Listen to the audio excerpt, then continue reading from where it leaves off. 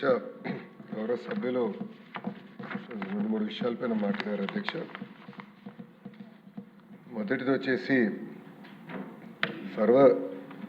సమగ్ర శిక్ష అభియాన్ కింద ఉన్న ప్రాజెక్ట్ కింద పనిచేస్తున్న ఉపాధ్యాయులకి అదేవిధంగా డేటా ఎంట్రీ ఆపరేటర్స్కి జీతాలు ఎంత చెల్లిస్తుందని దానిపైన మారటం జరిగింది అధ్యక్ష.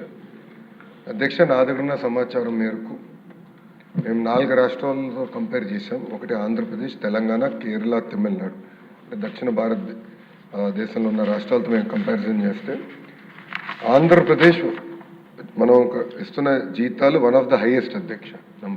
నంబర్ 2, గతంలో సుమారుగా 3 నెలలకు ఒకసారి జీతాలు వేసేవారు. అలాంటిది ఈరోజు 1వ తారీఖు నాడు మేము జీతాలు వేస్తాం జరుగుతుంది అధ్యక్ష. ఒకసారి కానీ మీరు ఈ ప్రోగ్రామ్ చూస్తే ఇది సిఎస్ఎస్ అధ్యక్ష, సెంట్రల్లీ స్పాన్సర్డ్ స్కీమ్. అంటే 60% కేంద్ర ప్రభుత్వం ఇస్తుంది, 40% రాష్ట్ర ప్రభుత్వం ఇస్తుంది. మనం ఏం నిర్ణయం తీసుకున్నా కేంద్ర ప్రభుత్వ ఆమోదంతోనే తీసుకోవాల్సిన అవసరం ఉంది అధ్యక్ష.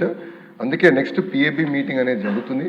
ఆ పిఏబి మీటింగ్లో తప్పనిసరిగా మనకు పనిచేస్తున్న వాళ్ళ కోసం తప్పనిసరిగా మేము పోరాడుతాం. జీతాలు పెంచేదానికి మీ కేంద్ర ప్రభుత్వం కూడా సంప్రదింపులు చేసి మేము ఆ ప్రక్రియ ముందలు తీసుకెళ్తామని గౌరవ సభ్యులు తెలియజేస్తున్నారు అధ్యక్ష.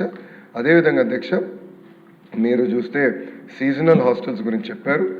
తప్పనిసరిగా 100కి 100% అవసరమైన మేరకు సీజనల్ హాస్టల్స్ శాంక్షన్ చేయడానికి ప్రజాప్రభుత్వం సిద్ధంగా ఉంది అధ్యక్ష. ఇది ఎందుకు చెప్తున్నానంటే అధ్యక్ష, మనం తీసుకునే కొన్ని నిర్ణయాల వల్ల మన జీవితాలు మారుతాయి అధ్యక్ష. నా జీవితం అలా యువగలం నిర్ణయం వల్ల మారింది అధ్యక్ష. రాదోని మంత్రాలయంలో నేను పాదయాత్ర చేసినప్పుడు ఆ ప్రాంతం ఎంత వెనుకబడి ఉందో నేను కల్లారా చూశాను అధ్యక్ష.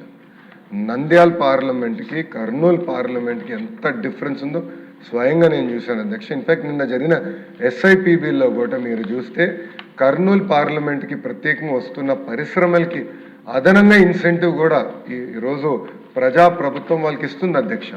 ఎందుకంటే ఆ ప్రాంతాన్ని పైకి తీసుకెళ్ళాలి, ఆ ప్రాంతాన్ని ముందుకు తీసుకెళ్ళాలి, పెద్ద ఎత్తున పెట్టుబడులు తీసుకెళ్ళాలని లక్ష్యంతో మేము పనిచేస్తున్నాం అధ్యక్ష.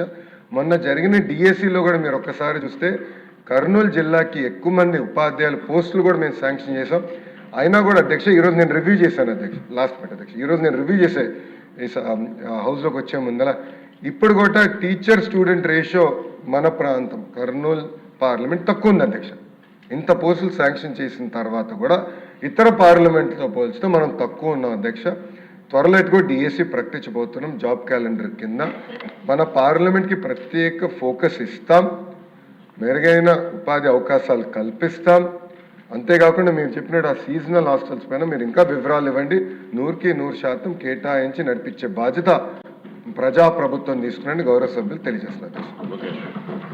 క్వశ్చన్ నెంబర్ 1375 వైసీపీ ఎమ్మెల్యే గారు రాలేదు, దీనికి జవాబు చెప్పినట్టుగా భావించాలని కోరుతున్నానండి. నెక్స్ట్ క్వశ్చన్ 1172 ఫరూక్ గారు.